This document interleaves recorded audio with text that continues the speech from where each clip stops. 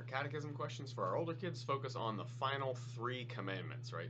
So the eighth commandment, you shall not lie. Why does God spend a commandment telling us not to lie? Because God values truth, right? God is truth himself, truth itself, and he wants us to be truthful people.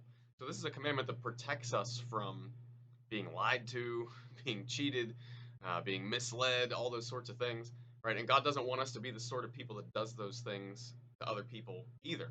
And so he gives us this commandment to be truthful, right? If you want to spin it in a positive way, instead of you shall not lie, it's you shall be truthful with people, even when it's difficult, right? You need to do it lovingly, but even when it's difficult, be truthful.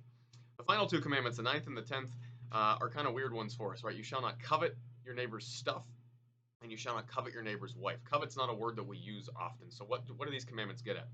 They're basically pointing back to a bunch of the other commandments that we've already looked at, and saying, the reason that you'll commit some of these sins, you'll break some of these commandments, is because of coveting, right? When you covet your neighbor's stuff, coveting is just an intense desire to have something, by all means necessary, essentially, right? So my neighbor has this really cool toy that I really, really want, and man, I want it so bad. It's eating me alive. It's consuming me. I'm even willing to steal it to get it, right? That's coveting. So you can see directly how coveting can lead to stealing. It can lead to lying, stealing, sometimes murder, right? Coveting your neighbor's wife can lead to adultery, right?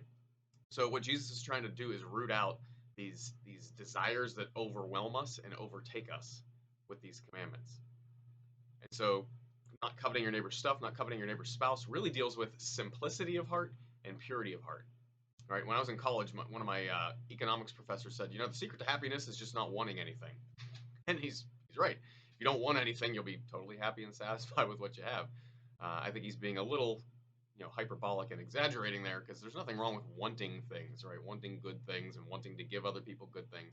But it's when that want becomes this overwhelming thing that it becomes a problem and can become covetousness.